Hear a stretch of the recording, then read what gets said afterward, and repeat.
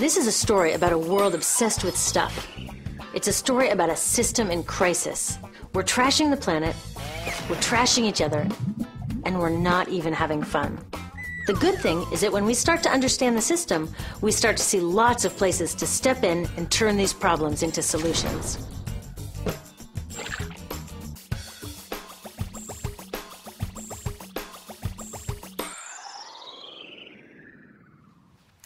One of the problems with trying to use less stuff is that sometimes we feel like we really need it.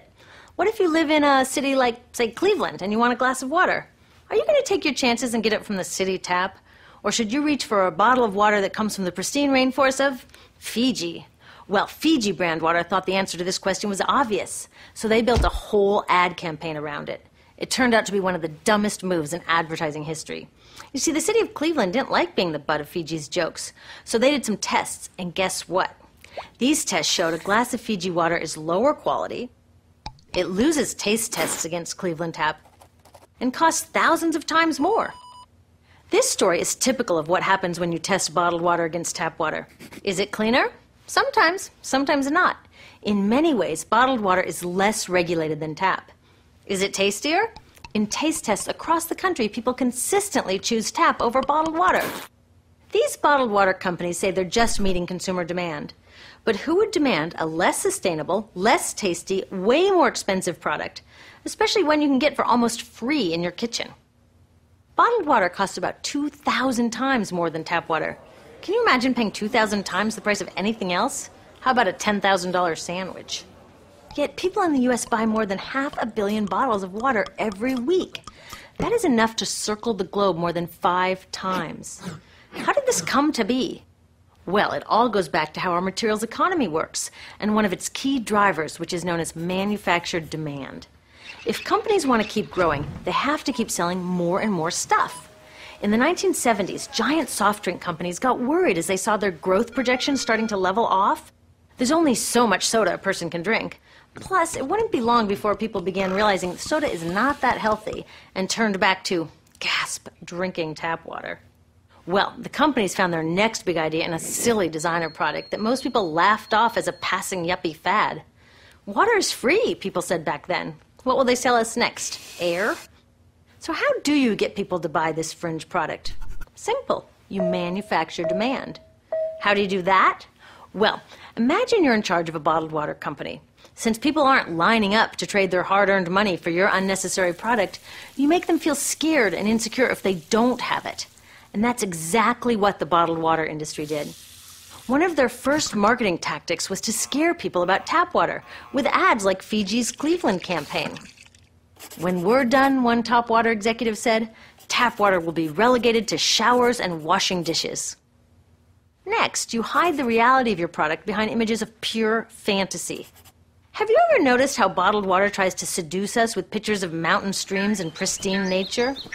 But guess where 1/3 of all bottled water in the U.S. actually comes from? The tap. Pepsi's Aquafina and Coke's Dasani are 2 of the many brands that are really filtered tap water. But the pristine nature lie goes much deeper. In a recent full-page ad, Nestle said, bottled water is the most environmentally responsible consumer product in the world. What? They are trashing the environment all along the product's life cycle. Exactly how is that environmentally responsible? The problems start here with extraction and production, where oil is used to make water bottles. Each year, making the plastic water bottles used in the U.S. takes enough oil and energy to fuel 1 million cars. All that energy spent to make the bottle, even more to ship it around the planet, and then we drink it in about 2 minutes? That brings us to the big problem at the other end of the life cycle, disposal. What happens to all these bottles when we're done? 80% end up in landfills, where they will sit for thousands of years, or in incinerators, where they are burned, releasing toxic pollution. The rest gets collected for recycling. I was curious about where the plastic bottles that I put in the recycling bins go. I found out that shiploads were being sent to India, so I went there. I will never forget riding over a hill outside Madras, where I came face to face with a mountain of plastic bottles from California. Now, real recycling would turn these bottles back into bottles. But that wasn't what was happening here. Instead, these bottles were slated to be downcycled, which means turning them into lower quality products that would just be chucked later. The parts that couldn't be downcycled were thrown away there, shipped all the way to India just to be dumped in someone else's backyard. If bottled water companies want to use mountains on their labels, it would be more accurate to show one of these mountains of plastic waste. Scaring us, seducing us, and misleading us. These strategies are all core parts of manufacturing demand. Once they've manufactured all this demand, creating a new multi-billion-dollar market, they defend it by beating out the competition. But in this case, the competition is our basic human right to clean, safe drinking water. Pepsi's vice chairman publicly said, "The biggest enemy is tap water." They want us to think it's dirty and bottled water is the best alternative. In many places, public water is polluted, thanks to polluting industries like the plastic bottle industry. And these bottled water guys are all too happy to offer their expensive solutions, which keep us hooked on their products. It is time we took back the tap.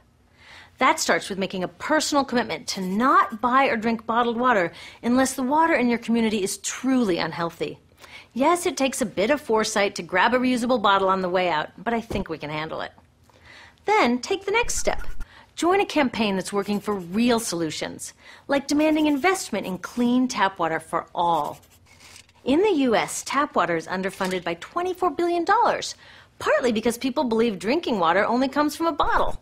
Around the world, 1 billion people don't have access to clean water right now.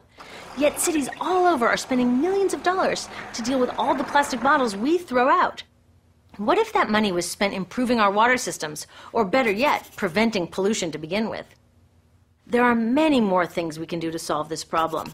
Lobby your city officials to bring back drinking fountains. Work to ban the purchase of bottled water by your school, your organization, or entire city. This is a huge opportunity for millions of people to wake up and protect our wallets, our health, and the planet. The good news is it's already started. Bottled water sales have begun to drop while business is booming for safe, refillable water bottles. Yay! Restaurants are proudly serving tap, and people are choosing to pocket the hundreds or thousands of dollars they would otherwise be wasting on bottled water. Carrying bottled water is on its way to being as cool as smoking while pregnant. We know better now. The bottled water industry is getting worried because the jig is up. We are not buying into their manufactured demand anymore. We will choose our own demands, thank you very much, and we're demanding clean, safe water for all.